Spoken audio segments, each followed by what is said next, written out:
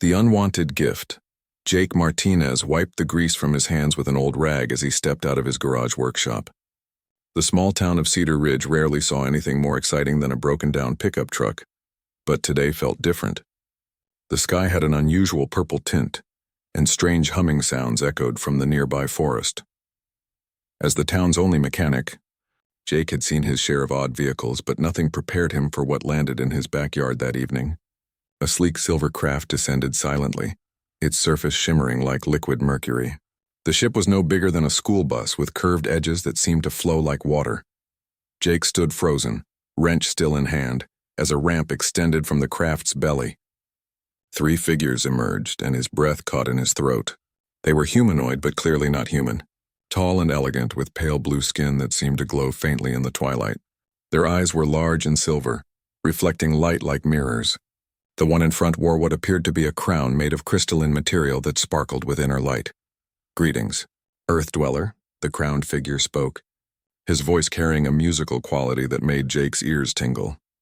"I am Prince Zephyr of the Andromeda Royal Fleet. We require mechanical assistance for our vessel." Jake blinked several times, wondering if the paint fumes from his workshop had finally gotten to him. I fix cars and trucks. I don't know anything about spaceships." Prince Zephyr's companions exchanged glances and made sounds that might have been laughter. The prince's expression remained serious. "Your mechanical knowledge will suffice. Our propulsion unit requires basic repair. We have studied your species and believe you possess the necessary skills." Something about the prince's tone made Jake bristle. There was an arrogance there, the assumption that Jake would simply comply. But his curiosity won out over his irritation. "What's in it for me?" "Payment," Prince Zephyr said, gesturing to one of his companions who produced a small, ornate cage. Inside was what looked like a tiny dragon, no bigger than a house cat. Its scales were a muddy brown color and it appeared to be sleeping. "This is a dragon hatchling. Among your kind, such creatures are considered mythical and valuable." Jake stared at the cage. The creature inside was definitely alive, its small chest rising and falling with each breath.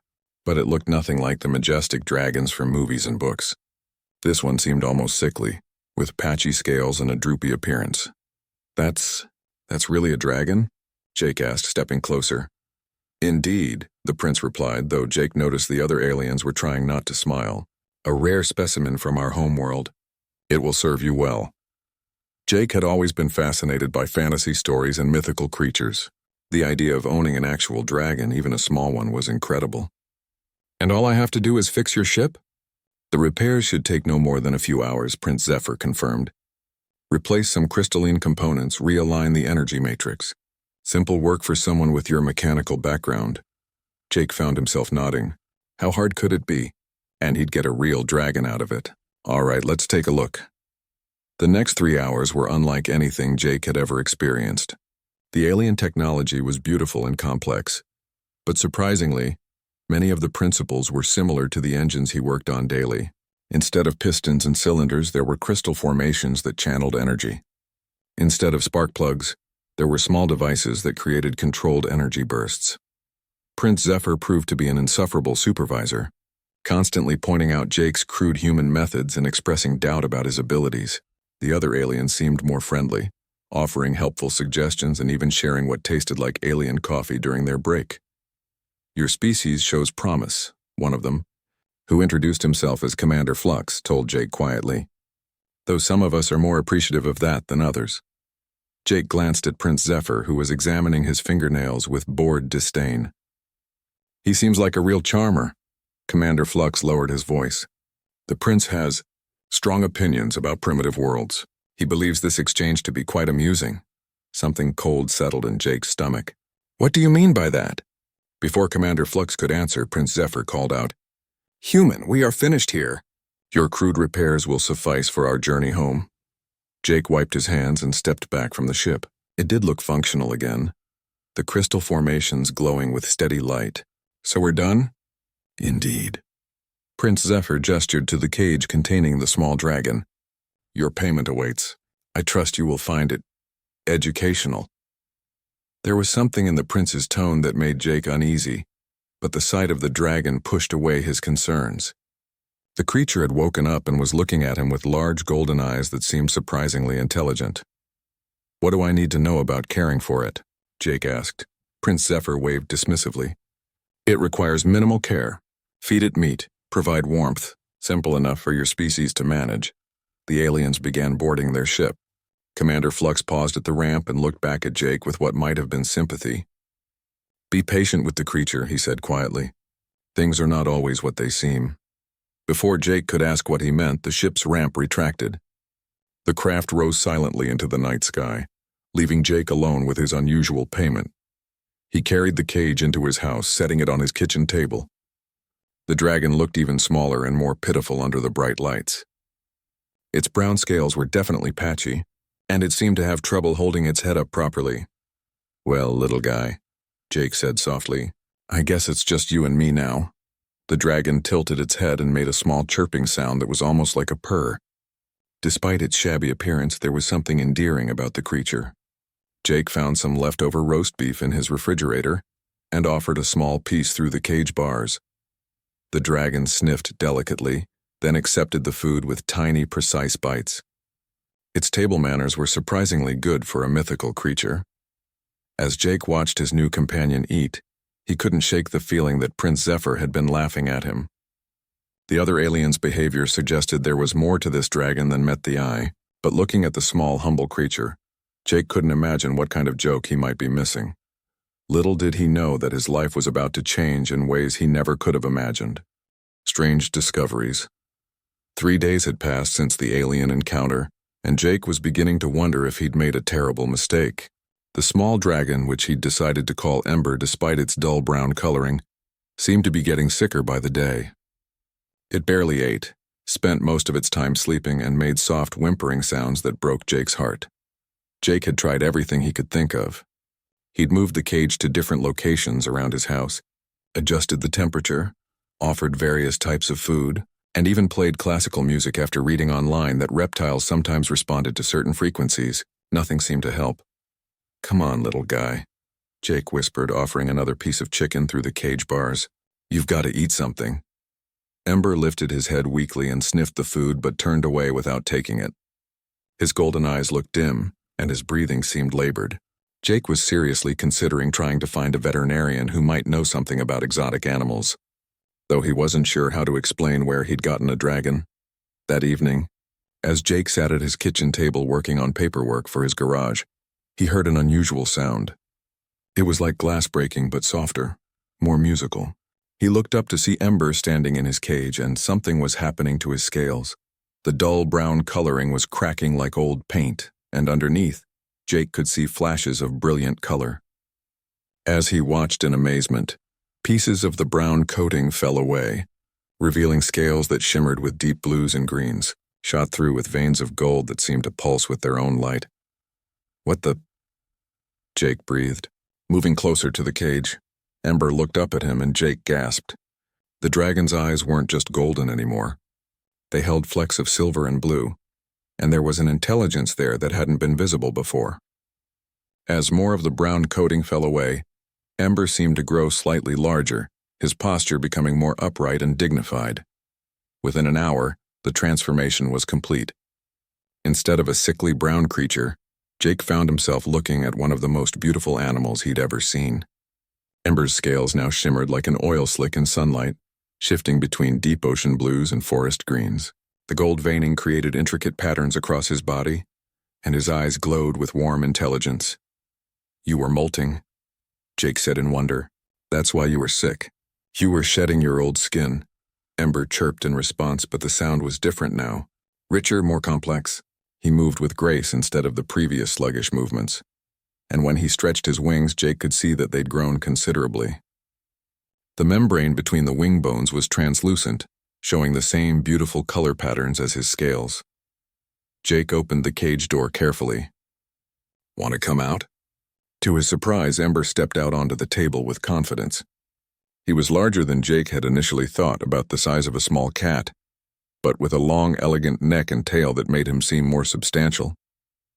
The dragon looked around the kitchen with obvious curiosity, then turned to Jake and made a series of sounds that were almost like speech. "I wish I could understand you. Jake said softly. Ember tilted his head, then did something that made Jake's jaw drop. The dragon reached out with one tiny claw and very deliberately pointed at the refrigerator. You want food? Ember nodded. Actually nodded like he understood every word. Jake hurried to the refrigerator and pulled out various items. What do you want? Chicken? Beef? I've got some fish. When he mentioned fish, Ember's eyes lit up and he chirped excitedly. Jake grabbed a piece of salmon he'd been planning to cook for dinner and offered it to the dragon. Ember accepted it gracefully and ate with obvious pleasure, his movements refined and careful. As the dragon ate, Jake found himself studying the intricate patterns on his scales. There was something almost hypnotic about the way the colors shifted in the light, and those eyes, they were definitely intelligent. More intelligent than any animal Jake had ever encountered. Over the next few days, Jake's life settled into a new routine. Ember proved to be an ideal companion. He was clean, quiet during Jake's working hours and seemed to understand complex instructions. When Jake said stay here, Ember stayed. When Jake told him it was bedtime, the dragon would curl up in the soft bed Jake had made for him. But it was the little things that really amazed Jake. Ember would bring him tools while he worked, somehow always knowing exactly which wrench or screwdriver Jake needed next. The dragon seemed fascinated by mechanical work, watching every repair with intense concentration. One afternoon, while Jake was struggling with a particularly stubborn engine problem, Ember flew up to perch on his shoulder and made a series of soft sounds while pointing at different parts of the engine. Following the dragon's directions, Jake discovered the real source of the problem, a tiny crack in a fuel line that he'd missed completely. How did you see that? Jake asked in amazement. Ember just looked pleased with himself and settled down to watch Jake make the repair. Word was starting to spread around Cedar Ridge about Jake's unusual pet. Most people assumed Ember was some kind of exotic lizard, though a few asked uncomfortable questions about where Jake had gotten him. Jake had developed a story about ordering Ember from a specialty breeder online, which seemed to satisfy most people's curiosity. Mrs. Henderson, from the local diner, was particularly taken with Ember. He's so well-behaved, she said one day when Jake brought the dragon with him to pick up lunch. And those colors, I've never seen anything like them. Ember seemed to enjoy the attention, sitting regally on Jake's shoulder and occasionally gracing admirers with a dignified nod. But Jake noticed that the dragon was always watching, always listening. Sometimes he caught Ember staring at the sky with an expression that seemed almost longing. It was during one of these sky-watching sessions that Jake first noticed the strange dreams. They started a week after Ember's transformation. Vivid, colorful dreams filled with images of vast cities made of crystal and metal, of beings with blue skin and silver eyes, of ships that sailed between stars. In the dreams, Jake could understand languages he'd never heard before. He saw great wars fought between different alien species, witnessed the rise and fall of galactic empires, and learned about technologies that made Earth's greatest achievements seem primitive in comparison. The dreams felt too real to be just imagination, too detailed and consistent. And always somewhere in these alien visions, Jake caught glimpses of dragons. Not small creatures like Ember, but massive, majestic beings with scales that shone like jewels and eyes that held the wisdom of ages. Jake began to suspect that his dragon was more than just an exotic pet. The way Ember watched and listened, the intelligence in those golden eyes, the dreams that had started after the dragon's transformation, it all pointed to something extraordinary. But it wasn't until Jake overheard a conversation at the local coffee shop that the pieces began to fall into place. I'm telling you, there's something weird about that dragon of his, old Pete Morrison was saying to his cronies. My grandson swears he saw it reading the newspaper yesterday when Jake wasn't looking. Reading? Laughed Bill Tucker. Come on, Pete, it's just a lizard. That's what I thought, Pete insisted. But Tommy says the thing was actually moving its eyes back and forth across the page, like it was following the words. Jake felt a chill run down his spine. He looked down at Ember, who was sitting quietly on his shoulder, apparently paying no attention to the conversation. But Jake noticed that the dragon's ears were perked forward, and those intelligent eyes were focused on Pete Morrison with unmistakable understanding. That night, Jake sat in his living room with Ember perched nearby, staring at his unusual companion with new eyes. You can understand everything we say, can't you? He asked quietly. Ember met his gaze steadily and after a moment's hesitation nodded once. And you're not really just a pet, are you? This time Ember's response was more complex. He shook his head, then made a series of gestures that seemed to indicate something larger, more important. The dragon looked frustrated, as if he wanted to communicate something crucial, but lacked the means to do so. Jake had the unsettling feeling that he was sitting with a being far more sophisticated than he'd imagined. Prince Zephyr's mocking expression suddenly made more sense. This hadn't been a generous payment for services rendered. It had been a joke, and Jake was just beginning to understand that he might be the punchline. The truth revealed. The breakthrough came on a rainy Thursday morning while Jake was working on the transmission of Mrs. Peterson's old sedan. Ember sat on the workbench nearby, as had become his habit, watching the repair process with intense interest. Jake was muttering to himself about a stubborn bolt when he heard something that made him freeze. "The third gear synchronizer is worn," came a voice, clear and precise. "That is why the transmission grinds when shifting."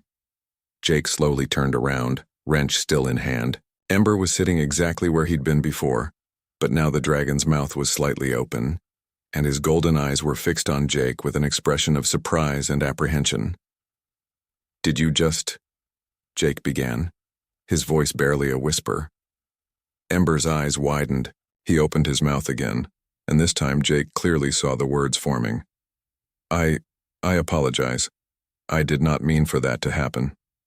Jake sat down heavily on his work stool, staring at his companion in shock. "You can talk." "Yes," Ember said, his voice carrying a musical quality similar to Prince Zephyr's, though warmer and less arrogant. "Though I was not supposed to be able to do so yet, the language matrix in my neural pathways must have finally stabilized." Language matrix? Jake felt like his world was spinning. "What are you?" Ember shifted uncomfortably on the workbench. "I am. It is complicated. Perhaps we should discuss this in private?" Jake looked around his garage, realizing that anyone could walk in at any moment. "Yeah, let's go inside." Once they were safely in Jake's kitchen, Ember settled on the table and looked at Jake with what appeared to be nervous anticipation. "I suppose there is no point in maintaining the deception any longer." "What deception?" Jake asked, though he was beginning to suspect he already knew. "I am not simply a dragon hatchling given as payment," Ember said carefully. "I am Prince Draconis, of the Stellar Dragon Empire, and I am currently in what you might call political exile." Jake blinked several times. "Prince? You're a prince?" "Indeed. And Prince Zephyr knew exactly who I was when he gave me to you." Ember's voice carried a note of bitter amusement. "It was his idea of an elaborate, practical joke." "I don't understand." Ember sighed, a sound that carried surprising weight for such a small creature. "Our two species have a long and complicated history. The Andromedans and the Stellar Dragons have been political rivals for centuries. We compete for trade routes, territory, and influence throughout the galaxy." Jake sat down across from Ember, trying to process this information. "And you're caught in the middle of this somehow?" 2 months ago, I was involved in a diplomatic incident," Ember explained. "I publicly criticized the Andromedan trade practices during a galactic council meeting. My comments were less than diplomatic." "What did you say?" Ember looked slightly embarrassed. "I may have referred to Prince Zephyr specifically as an arrogant, self-important peacock with the intellectual depth of a decorative fountain." Despite everything, Jake found himself smiling. "I can see how that might cause problems." The insult created a diplomatic crisis. Both governments agreed that I needed to be removed from the situation until tempers cooled. The traditional punishment for young nobles who create such incidents is exile to a primitive world, where we must learn humility and patience. And Earth qualified as primitive? Unfortunately, yes. Your planet is considered a developing world in the galactic community.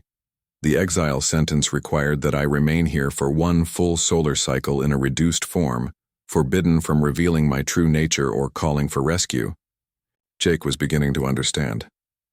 So when Prince Zephyr's ship needed repairs, he saw an opportunity for revenge, Ember finished.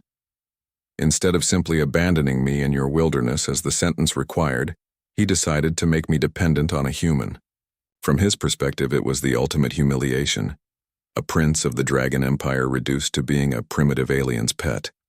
That's why he was so smug, Jake realized, and why the other aliens looked uncomfortable. Commander Flux tried to warn you, I believe. The Andromedans are not inherently cruel, but Prince Zephyr has a vindictive streak. Ember's scales shimmered with agitation. He expected you to treat me as a simple animal, to keep me caged and degraded.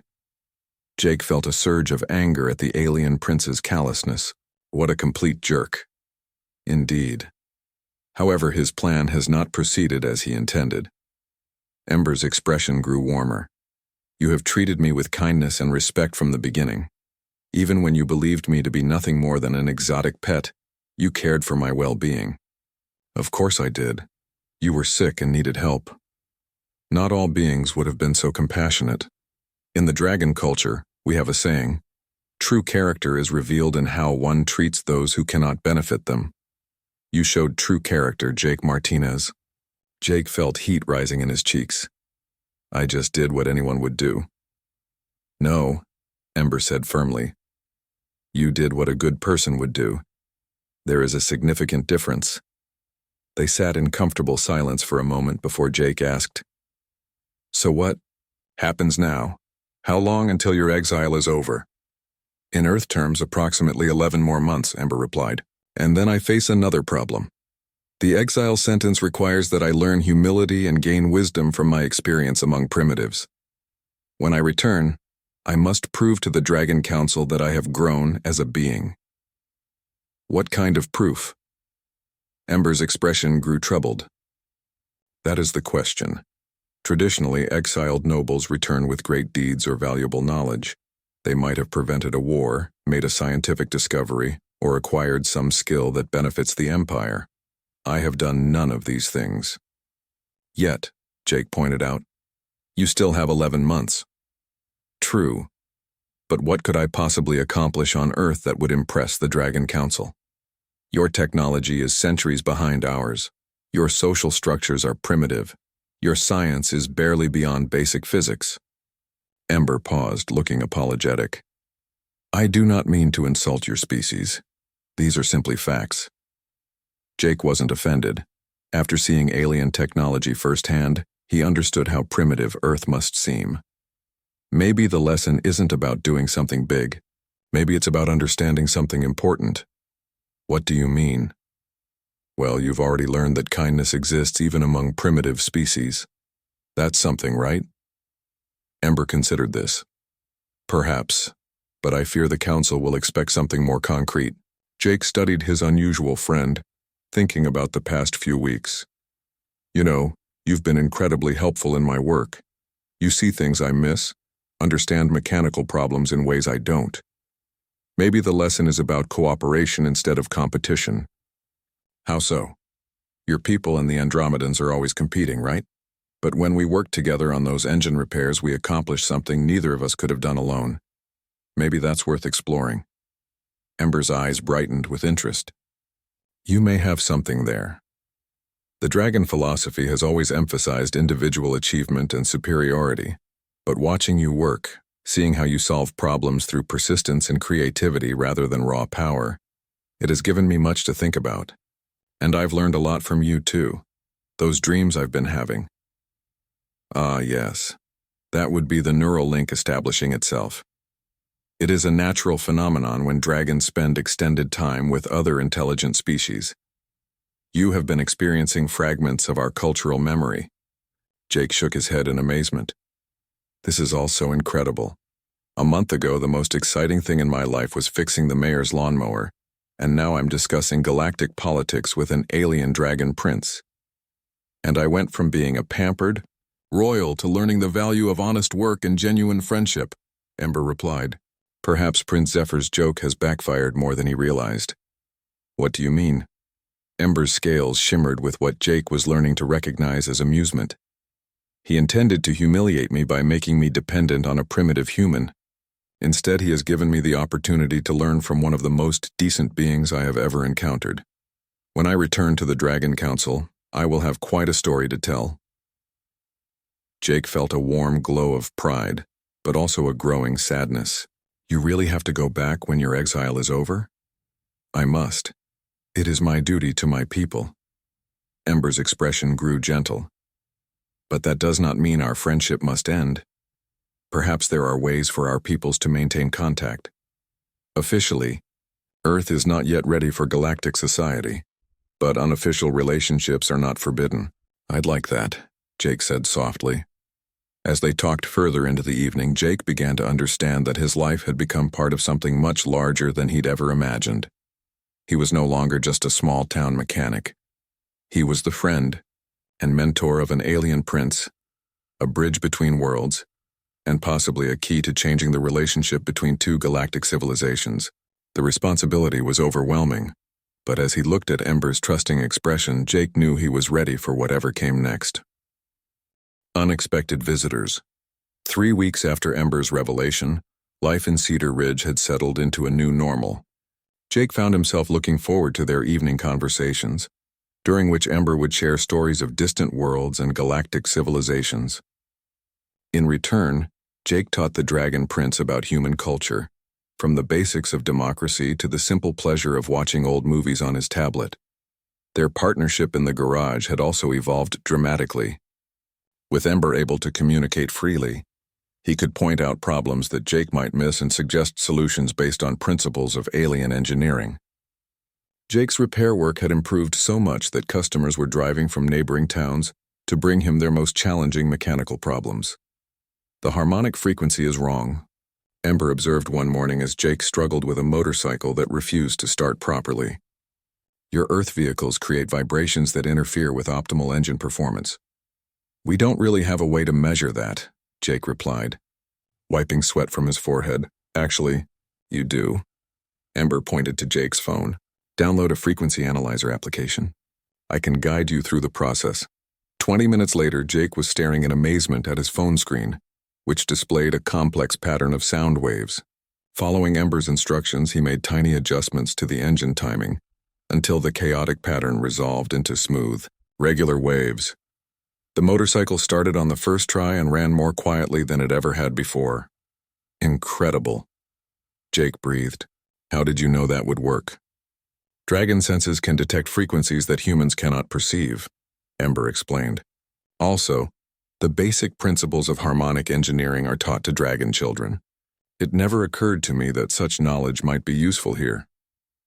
Their success with the motorcycle led to a breakthrough with Mrs. Chen's car, which had been making a mysterious rattling sound that 3 other mechanics couldn't identify. Using Ember's frequency detection abilities, they traced the problem to a loose heat shield that was vibrating at exactly the wrong frequency to be noticeable to human ears. Word of Jake's seemingly miraculous diagnostic abilities spread quickly through the small town. People began calling him the Engine Whisperer, and his appointment book filled up weeks in advance. Jake split the extra income with Ember, though the Dragon Prince insisted he had no use for human currency. "Keep it," Ember said when Jake tried to give him a share of their earnings. "But perhaps we could use it to acquire better tools. Some of the equipment you work with is quite primitive, even by Earth standards." Jake was researching new diagnostic equipment online when his computer chimed with an urgent news alert. A breaking story from the nearby city showed shaky cell phone footage of what appeared to be several spacecraft hovering over the downtown area. The ships were different from Prince Zephyr's craft. Larger, more angular, with a dark metallic finish that seemed to absorb light rather than reflect it. "Ember," Jake called out, his voice tight with concern. "You need to see this." The Dragon Prince glided over to perch on Jake's shoulder, his claws gripping carefully to avoid causing discomfort. As soon as he saw the footage, his scales shifted to darker colors and his body went rigid.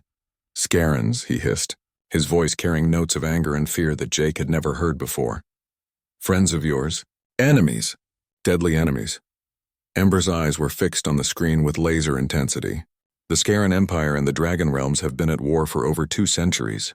If they are here, they're looking for you? Possibly. Or they may have other business on Earth.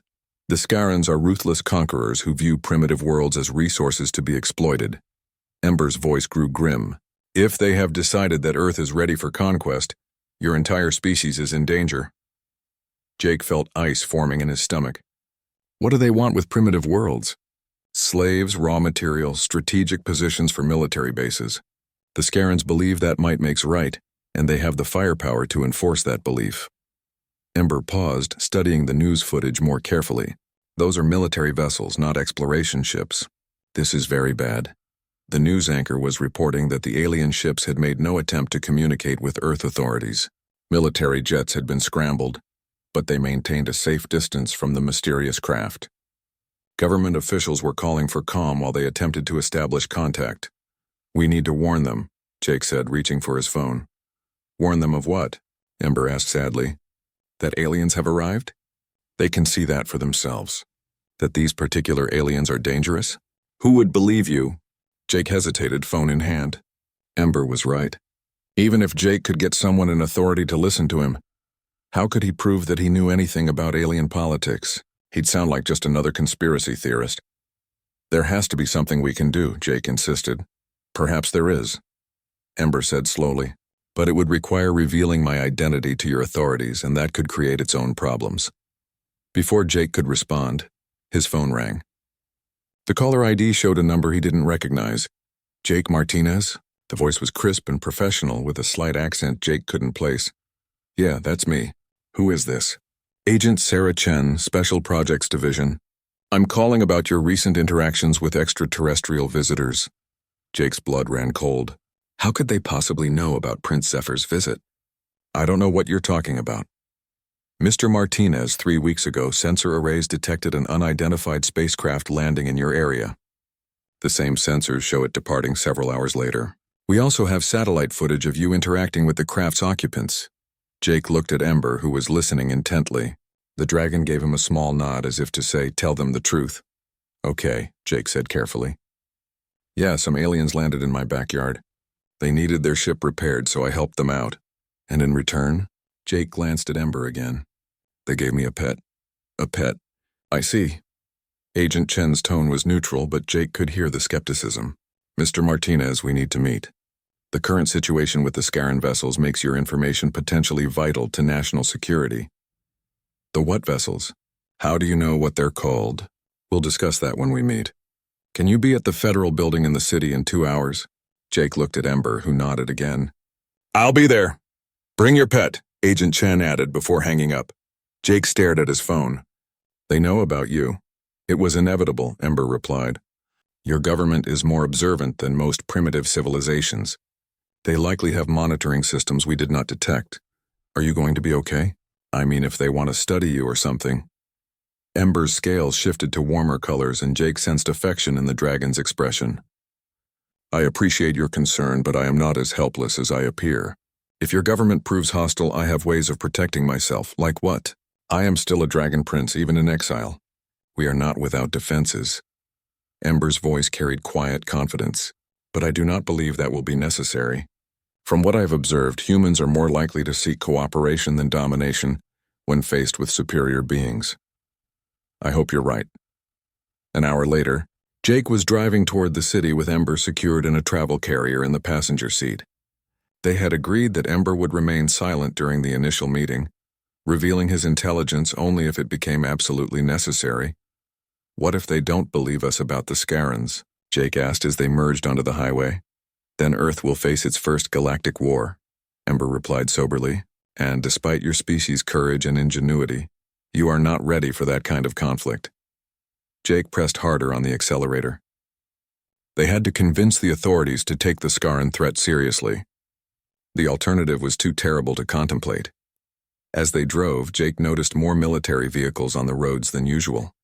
Fighter jets streaked overhead, heading toward the city where the alien ships continued their ominous hover. Whatever was happening, the government was taking it seriously. Ember, Jake said quietly.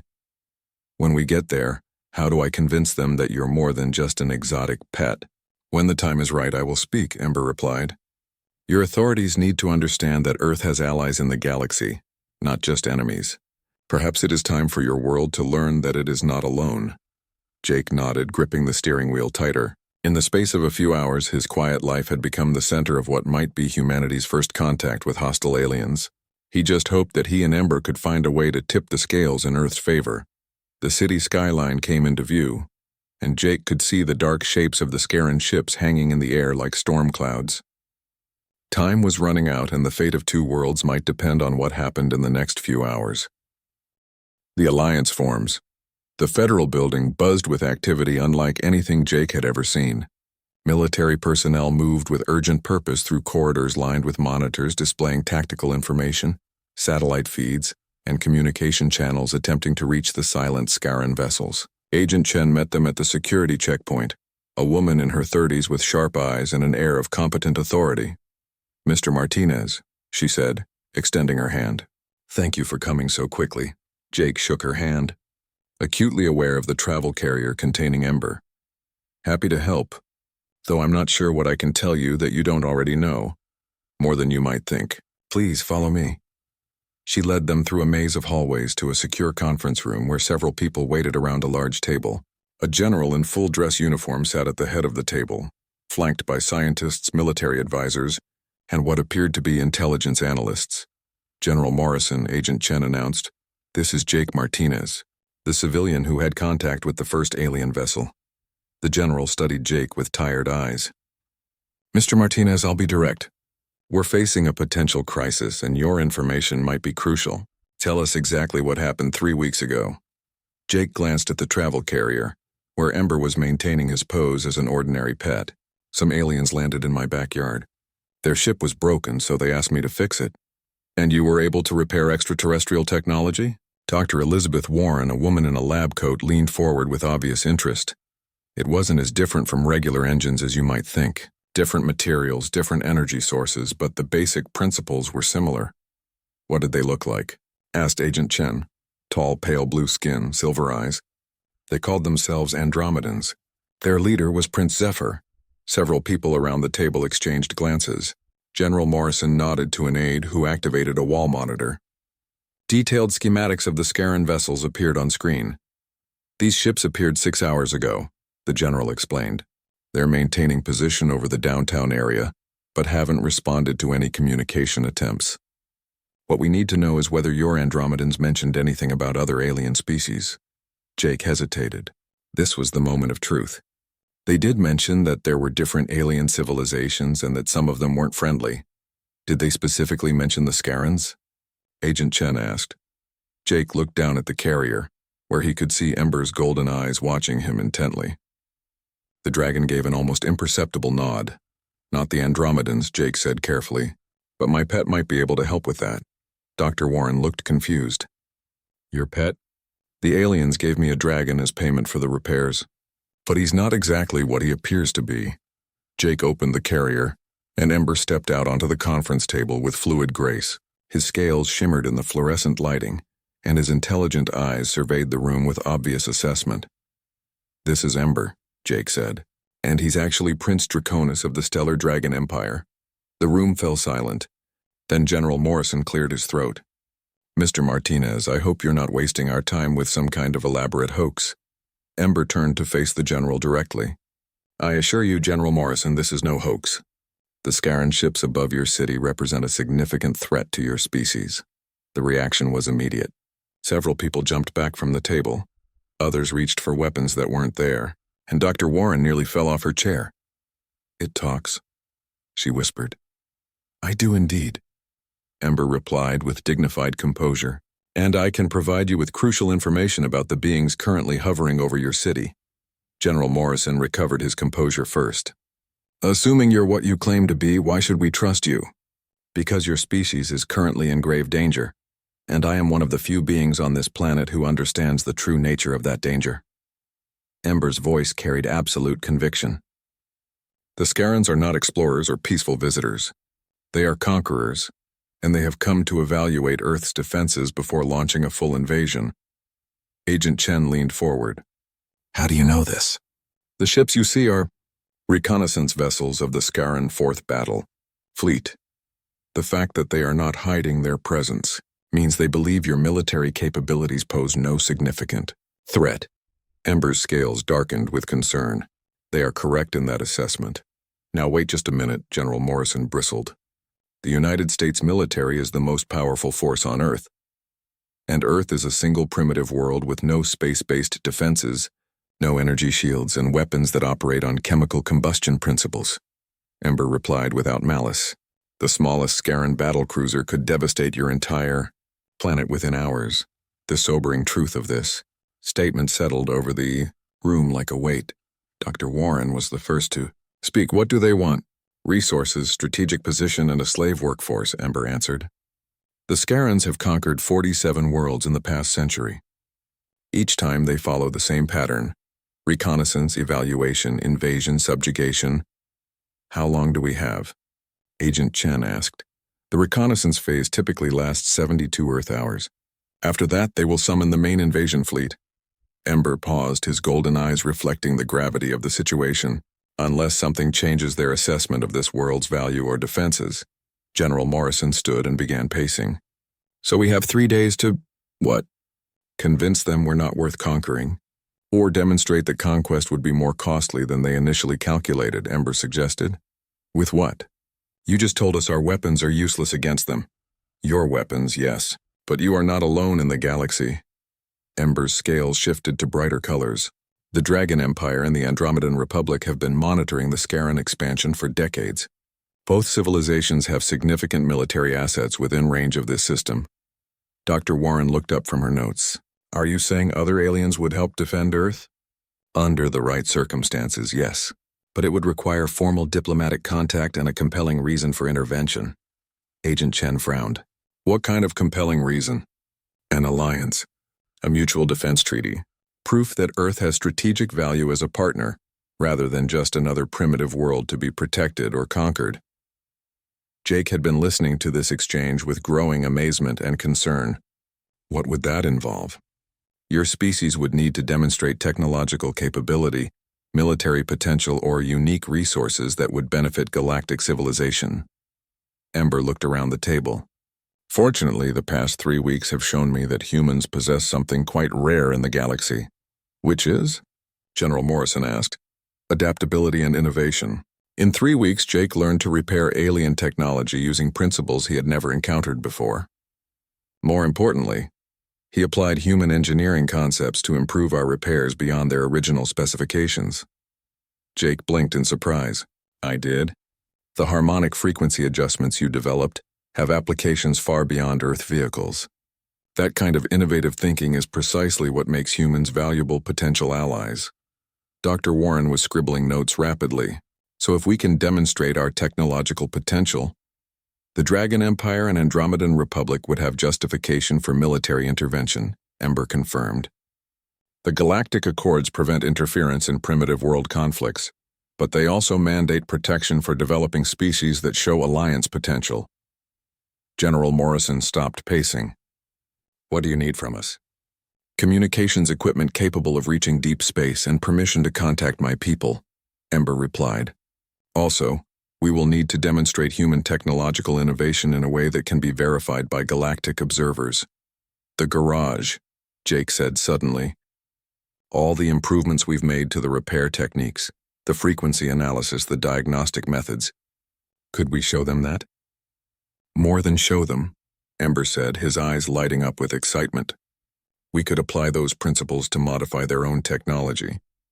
If we can improve Scaran reconnaissance equipment using human engineering concepts, it would prove beyond doubt that your species has valuable contributions to make. Agent Chen looked skeptical. And how exactly do we get our hands on Scaran technology? Ember's expression became predatory, reminding everyone present that despite his small size, he was still a dragon. Leave that to me, but we will need to work quickly. Time is running short, and the fate of your world hangs in the balance. General Morrison looked around the table, reading the faces of his advisors. Dr. Warren, how quickly can we set up deep space communications? 6 hours, maybe less if we modify the existing radio telescope array. Agent Chen, I want a full security detail around Mr. Martinez and his companion. If they're our best hope for survival, nothing happens to them. Yes, sir. The general turned to Jake. Mr. Martinez, I hope you understand that you've just become one of the most important people on Earth. Jake looked down at Ember, who gave him an encouraging nod. I understand, sir. We'll do whatever it takes. The demonstration 18 hours remained until the Scaran deadline, when Jake found himself in the most sophisticated laboratory he had ever seen. The government had commandeered an entire floor of a research facility, filling it with equipment that seemed more like science fiction than reality. Technicians worked frantically to establish the deep space communication array while Jake and Ember prepared for what might be humanity's most important presentation. The centerpiece of their plan sat on a specially constructed table, a piece of Scaran technology that Ember had somehow acquired during the night. Jake had decided not to ask too many questions about how a small dragon had managed to extract a component from an alien reconnaissance vessel without being detected. "It is a sensor array module," Ember explained as Jake examined the device. "Scaran technology tends to be brutally efficient but lacks elegance. They prioritize raw power over sophisticated engineering. The device looked like a crystalline sculpture, crossed with a computer motherboard. Veins of some metallic substance ran through translucent material that pulsed with soft light. Jake could see similarities to the Andromedan technology he had worked on, but this felt harder, more aggressive somehow. "What does it do?" Jake asked, running his fingers over the smooth surfaces. "It processes sensor data from their ship's scanning systems. Think of it as a combination radar processor and threat assessment computer. Unfortunately, it has significant limitations." Dr. Warren looked up from her monitoring equipment. "What kind of limitations?" "It can only process one type of sensor input at a time. Radar, thermal, electromagnetic, quantum signatures. Each requires a separate processing cycle. For reconnaissance, this means their data collection takes much longer than necessary." Jake studied the device more carefully, beginning to see the problem. "It's like having a car engine where you can only fire one cylinder at a time. Technically it works, but it's incredibly inefficient." "Exactly," Ember confirmed. "Now, if we could modify it to process multiple input streams simultaneously, we could increase its efficiency by a factor of 6 or 7, Jake finished, his mind already working on the problem. "But how do we integrate different types of sensors into one processing matrix? That is where human innovation becomes crucial. Your species has a talent for finding elegant solutions to complex problems. The frequency harmonization techniques you developed are exactly the kind of thinking this requires." Jake picked up his tablet and began sketching modifications to the device's internal structure. The principles were similar to what he had done with the motorcycle. Instead of letting different sensor frequencies interfere with each other, they could be synchronized to work together.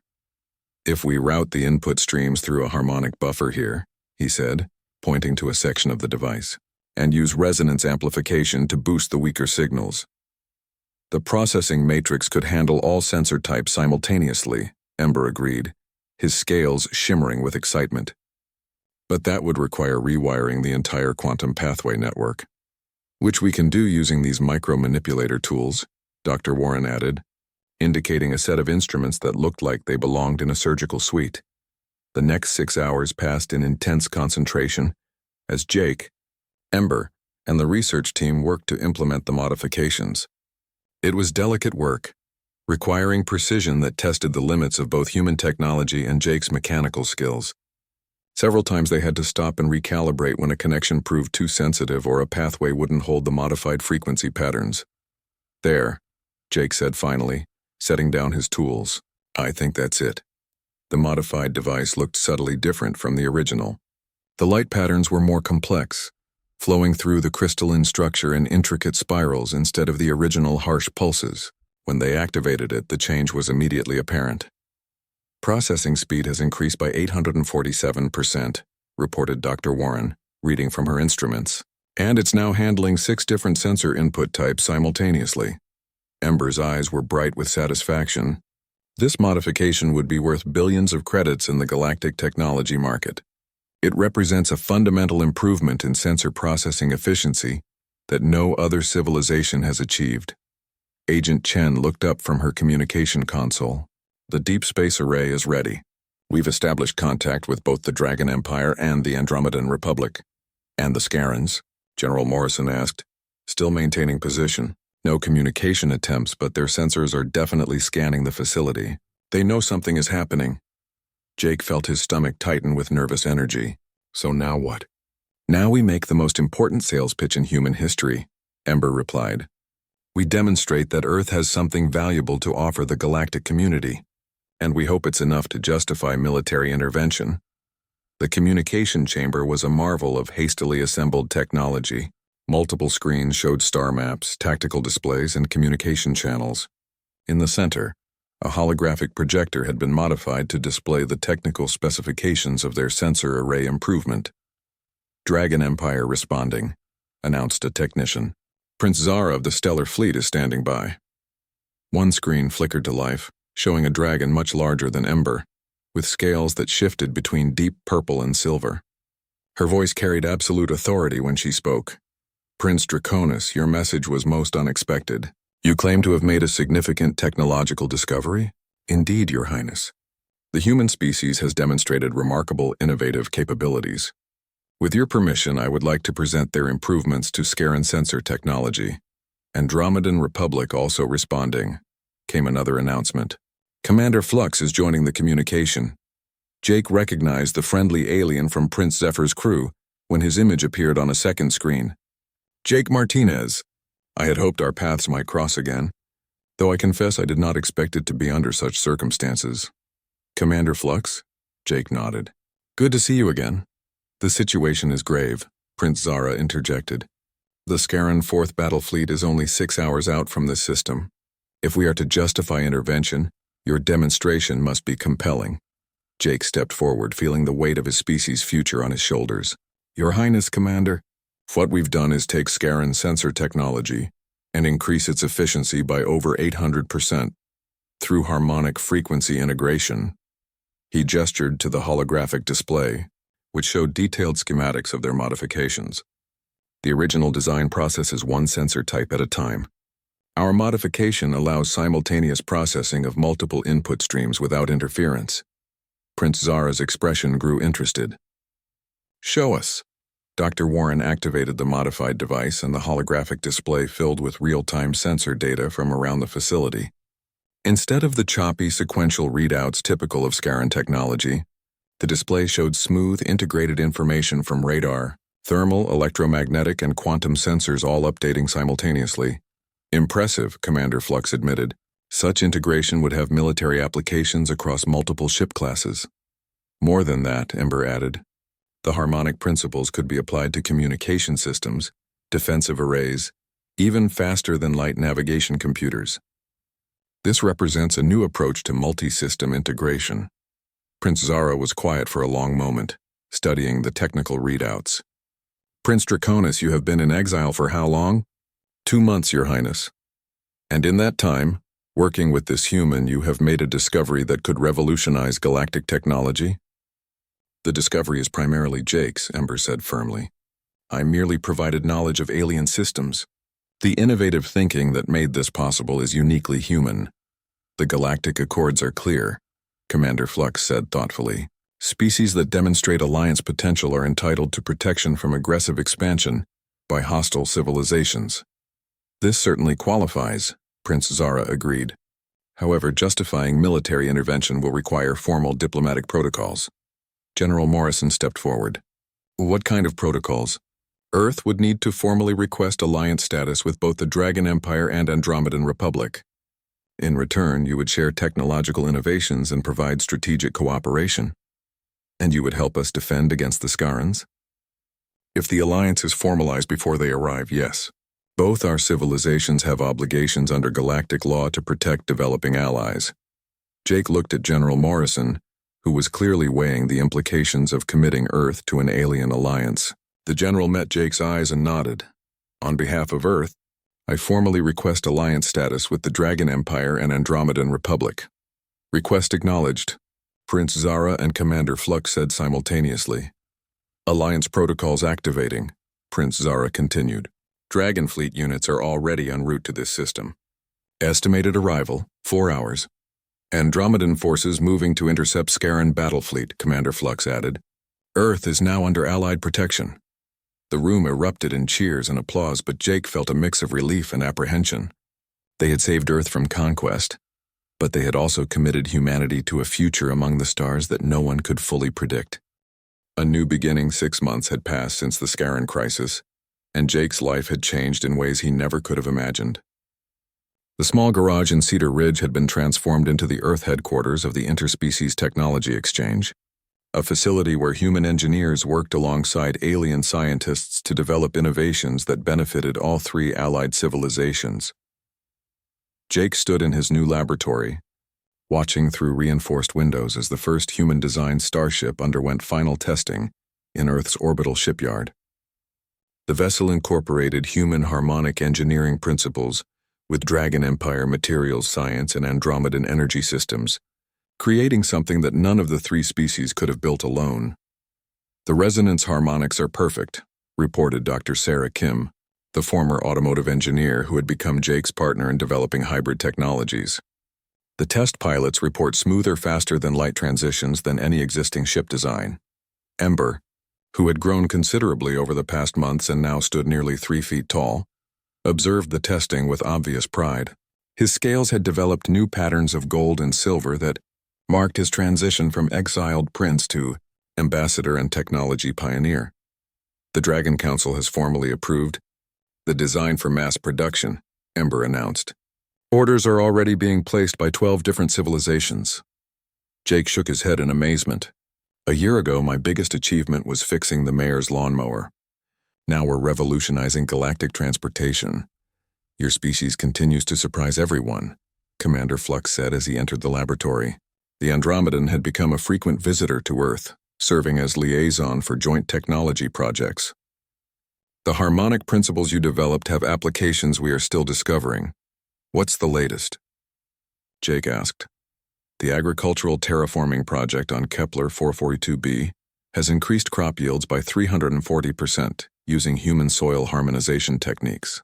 The refugee settlement there will be completely self-sufficient within 2 years instead of the projected 10. These successes had made Earth a valued member of the galactic community far faster than anyone had anticipated. Human innovation, combined with alien knowledge and resources, was solving problems that had challenged civilizations for centuries." A soft chime indicated an incoming priority message. General Morrison's face appeared on the laboratory's main screen. Calling from the United Nations headquarters, where he now served as Earth's first Secretary of Interplanetary Affairs. "Jake, Ember, we've received a formal invitation from the Galactic Council. They want to offer Earth full membership status, not just allied protection." Jake felt a surge of excitement mixed with apprehension. Full membership would mean humanity would have a voice in galactic governance, but it would also mean accepting responsibilities and obligations that would forever change Earth's relationship with the universe. "What would that involve?" Jake asked. "Participation in the Galactic Security Force, contribution to interspecies research projects, and acceptance of Council jurisdiction in matters of galactic law," General Morrison explained. "It's a big step, but the benefits would be enormous. Access to the Galactic Trade Network, advanced medical technologies, educational exchanges." Ember's scales shimmered with pride. "For a species to achieve full Council membership within 1 year of first contact is unprecedented. It typically takes decades or even centuries. We wouldn't have gotten here without you," Jake said, looking at his friend. "Your exile turned out to be the best thing that could have happened to both our worlds." Prince Zephyr would be quite disturbed to learn that his joke resulted in such positive outcomes, Ember replied with amusement. "Though I suspect he has learned to be more careful with his pranks." The laboratory door opened and Jake's parents entered, followed by several town residents from Cedar Ridge. Word had spread that something important was happening, and the people who had watched Jake grow up wanted to be present for whatever came next. "Son," Jake's father said proudly, "we heard there's going to be some kind of vote about joining this galactic government thing." "That's right, Dad. The whole planet gets to decide whether we want to become full members of the galactic community." Mrs. Henderson from the diner looked around the high-tech laboratory with wonder. "To think this all started because you were kind to a sick little dragon." "Kindness has a way of creating unexpected opportunities," Ember observed. "In dragon culture, we have learned that treating others with respect and compassion often yields greater rewards than conquest or domination." Jake thought about the incredible journey that had brought them to this moment. A simple act of mechanical repair had led to friendship, which had led to cooperation, which had led to innovation, which had led to humanity's emergence as a galactic power. Each step had built upon the last, creating possibilities that no one could have foreseen. The vote is tomorrow, General Morrison continued from the screen. Early polls show strong support for membership, but there are concerns about maintaining Earth's independence and cultural identity. What do you think we should do? Jake asked Ember. I think your species is ready for this next step, the Dragon Prince replied. You have proven that you can contribute to galactic civilization while maintaining your unique human perspectives. The Council needs that kind of fresh thinking. Dr. Kim looked up from her monitoring station. Speaking of fresh thinking, the medical research team has made another breakthrough. Combining human stem cell techniques with dragon regenerative abilities and Andromedan genetic therapy has produced treatments for diseases that were previously incurable. How many people will that save? Jake asked. Conservative estimates suggest hundreds of millions across all three species, Dr. Kim replied, and that's just the beginning. This is the kind of innovation that full council membership would accelerate. Jake walked to the window and looked out at the stars, which no longer seemed impossibly distant. Ships from a dozen different civilizations moved between Earth and the new orbital stations, carrying people, cargo, and ideas that were reshaping both human and alien societies. Ember, he said thoughtfully, what happens to your exile when Earth joins the Council? Technically, my sentence ended 3 months ago when I proved that I had gained wisdom and humility from my experience, Ember replied. But I have requested permission to remain on Earth as a permanent ambassador. This world has become my home, and they agreed. The Dragon Council recognizes that maintaining strong ties with humanity serves the Empire's interests. Besides, Ember's scales shifted to warm, affectionate colors. Where else would I find a friend who appreciates both quantum mechanics and old monster movies? Jake laughed, remembering their movie nights when Ember would provide commentary on the scientific inaccuracies while thoroughly enjoying the stories.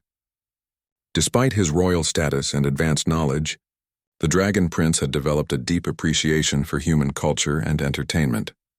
Whatever the vote decides, Jake said, I'm glad we're facing the future together.